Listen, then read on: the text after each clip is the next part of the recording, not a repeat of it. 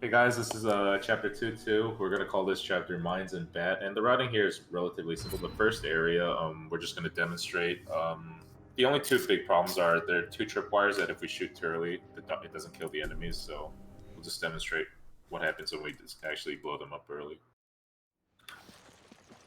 Sheva, do you know where the mines are? So the way that we tackle the tripwires here as well is that I'm gonna shoot the first tripwire as Chris, and then okay, I guess not. I'm just showing if we do it wrong. If you shoot it too early, Okay. like it doesn't kill the dogs. And same Yeah. for here. Then we have to deal with dogs. Yeah, you have to deal with dogs if you do it wrong. So this is actually how you want to do it. Sheva, do you know where the mines are? Because the dogs get one shot by the tripwires on this difficulty, so you can pretty much just neutralize the threat immediately here. So there you go. And then Sheva's going to shoot the second one. Ideally, I wouldn't get stunned there, but not a huge deal. You want to also pick up this treasure over here, and then come up behind him. As Sheva, you just want to run to the end. Sometimes there'll be an extra enemy here. Sometimes you'll get hit, but pending good RNG, you won't get hit. And you just want to shoot the tripwire that's right there for Sheva so that you can just run to the end. There are two tripwires here. You can shoot this last one, but if you like flashy points, you'll get hit by this tripwire, which will knock you out of the cart and instantly put you in this dual action slot. Saves you like half a second or something. And it's kind of flashy. Alright, so before we do this next bit, the mines are a little bit precise movement because we're going to have to just try to get all the way to the end. A lot of people run this in the dark, which we realize is kind of RNG, and you're not going to get too many optimal lines. So what is going to happen is Cosmic is going to pick up the lamp. There'll be a short animation for this, while Sheva will go ahead. And Sheva going ahead is actually super important first because Sheva has a smaller model, which allows her to creep by the enemies quicker. And Chris, with his bigger model, can go the opposite direction where the enemies swung at. It's important not to shoot a couple of enemies here because they're guaranteed Plagas. So you're going to have to rely purely on movement. And what we say Resident Evil 4 movement, you're going to have to bait out attack, walk back, and then run forward again. So we'll try to get this clean. There's going to be a switch up ahead, so don't worry if you're low on HP. The Chris player should full heal you at the switch, so we'll just go ahead and demonstrate what this looks like pretty clean.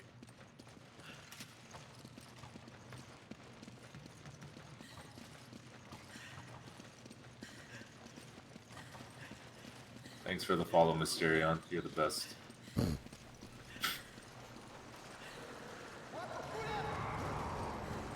Oh boy, I got caught up on an invisible wall there. There we go, not a big deal. And then, yep, just following right behind Sheva there. And this is the RE4 movement. You're going to want to bait out 2 attacks here. And then, perfect, just run around.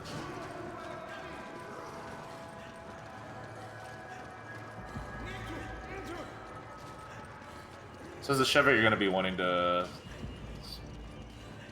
We can just show that. We can just do that one more time. Okay, that's fine. Yep, let's do it one more time. Since we need to practice it anyway. Yep. So whether you go right or left of the enemies, you kind of just have to predetermine which has more space. And the Chris player, I don't know if you could see it from my perspective, but from his perspective, he'll probably go the other way, I'm imagining. There's some times where you have to take sort of the same direction as Sheva. It really just kind of ends up on what side of the mine the enemy ends up on. Some of them will track Sheva enough that they kind of just go straight backwards instead of side to side. So you just have to take the same line that she does. But usually I think on the first enemy is where you take the opposite line. Thanks. So we'll just do this. And on normal, it's noted, because the grab range is bigger, the first enemy that's lunging at you, you should shoot him in the head. So let me just treat this as if this was normal. So what you do for the first enemy is not have a plaga here, but you know. Yeah. But if it was a normal, he wouldn't spawn the plaga right away because it takes more hits to spawn it. So Yeah, exactly. bait out the attacks here. And then Chris can just go right ahead. Yep, ideally.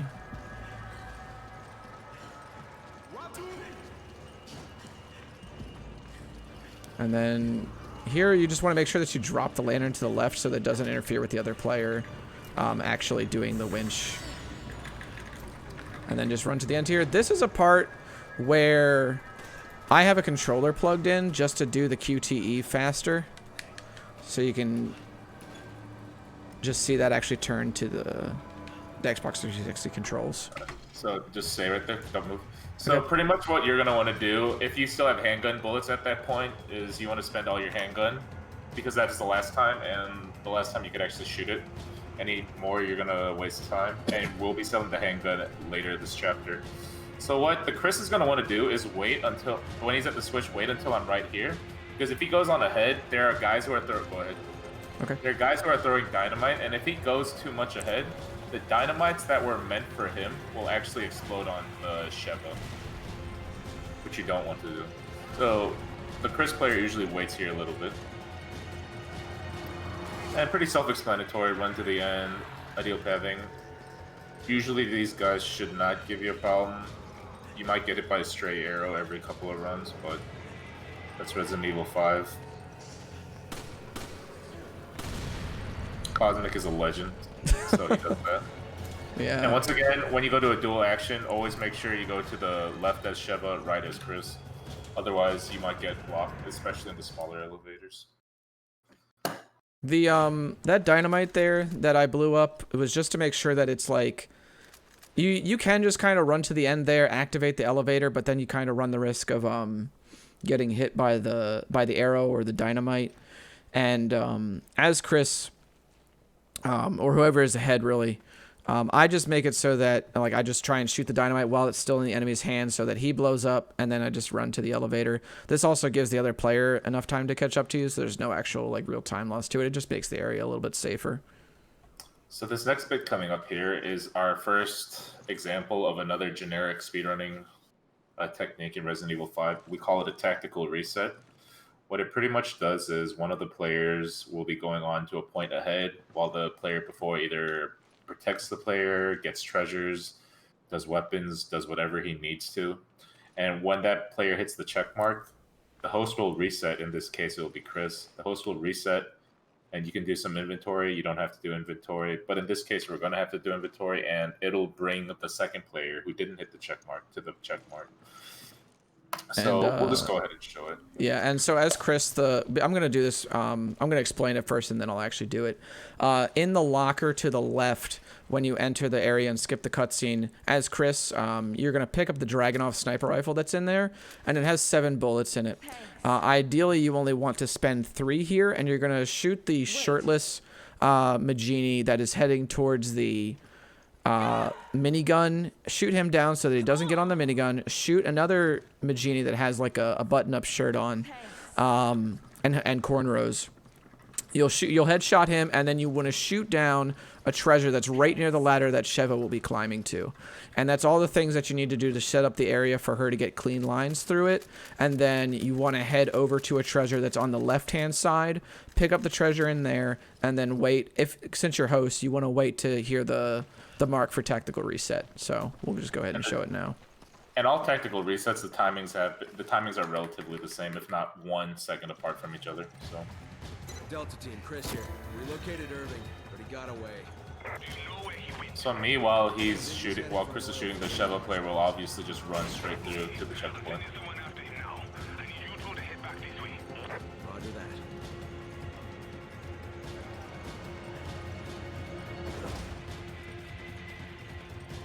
There's a treasure that Cosmic shot for me. I will pick this up. There's sometimes a dynamic guy up here, and sometimes he cooks it enough just to hit you. And waiting on you. 3, 2, 1. So the checkpoint is when you jump down that platform first. Yeah, and I should note before we go into this inventory, if you're waiting on a mark from the other player to do a tactical reset, just go into the pause menu and just hit restart. It'll be on the confirm menu, so you can just do it immediately, because otherwise, if you don't have the pause menu open, you'll have to wait for the checkpoint to complete saving, for like the prompt to to show up. But if you just already have the menu up, you can skip all that. As soon as you see the words checkpoint pop up, you can just hit yes, and then it'll do the tactical reset. So you want to go over your inventory first, and then I'll do mine? Your menu's shorter. I'll do mine after. You go ahead. Okay, so as host or as Chris, the first thing that you're going to want to do is sell this machine gun here, the VZ61, and you want to sell this. The 200 that you get from it is not really important. The ammo that's in it that you get from selling it is. So after you sell it, you want to just give that ammo over to the Sheva player, and then you want to upgrade the capacity on your Dragunov sniper rifle. And the reason that you want to upgrade the capacity is not only do you just get more shots, which is going to help in the fight coming up, but it's also going to totally reload the weapon entirely. So we had 4 shots, now we have 9 again. And that's really it. That's all you got to do. So Sheva's menuing is a little bit harder. This is why, and longer. So that's why it's super important we got rid of the handgun bullets, because if let's just say, I'll show an example. If I sell this handgun right now, nothing will appear. But let's say I had handgun bullets. If I tried to sell the gun, I would have to, and then I would have to click on it, either give, remove, sell. But by having 0 bullets, you can sell the handgun, and you'll have a clean inventory. So from then on, you want to use not your mouse cursor, but you just want to use your arrow keys and enter. And you're going to upgrade the firepower 3 times and capacity 3 times. So you're just going to spam enter and spam the capacity 3 times. So you should end up with 90 damage and 80 capacity. And it's allowing me to upgrade right now, but that's because it's a New Game Plus file. It generally doesn't allow you to go past 90 and 80. So 3 times on firepower, 3 times on capacity. I also forgot to mention, before you do that, you actually have to sell your treasures as well. The hotkey for that is just go to organize, T, V. T is treasures, V is sell all. So it'll be very useful. It'll become a very useful hotkey once you go into the later chapters where you just sell treasures, buy rockets, or buy whatever guns you want to.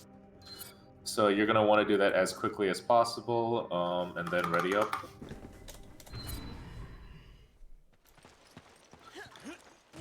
This next bit, we're just running to the boss. This line's pretty clean, even though the enemy throws a dynamite right here. It's never blown up in our face.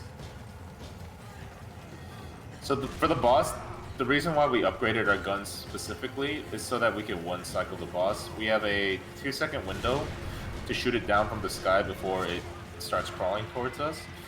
But with Chris's 9 bullets and my 80 bullets, that's exactly how much it needs to kill the boss.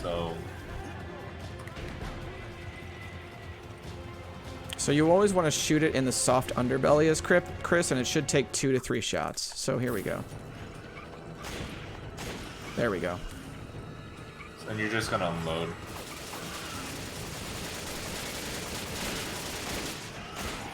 We could show it again, what it looks like if we didn't upgrade it, so, yeah. Yep, that's fine. So if you didn't upgrade the boss, and you didn't shoot it down properly, what the boss fight would look like is something like this. There we go.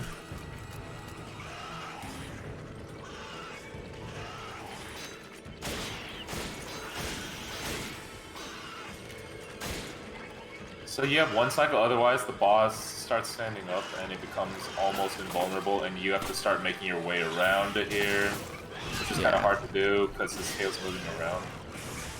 Yeah, so and that's just not a good time. Yeah. So we'll do the actual cycle now. Because only one person needs to go up ahead, you could take that time to grab the hand grenade and the herb right there. So Sheva, you just want to be running straight ahead? Yeah. That was a really bad knockdown there. And just in case he still lives, he shouldn't, but always forget to quick swipe your ammo. But 1 out of 10 times he'll survive past the initial round. And if he survives past the initial clip of machine gun ammo, it's your Chris player that didn't do his job. Correct. Alright, so that is chapter 2.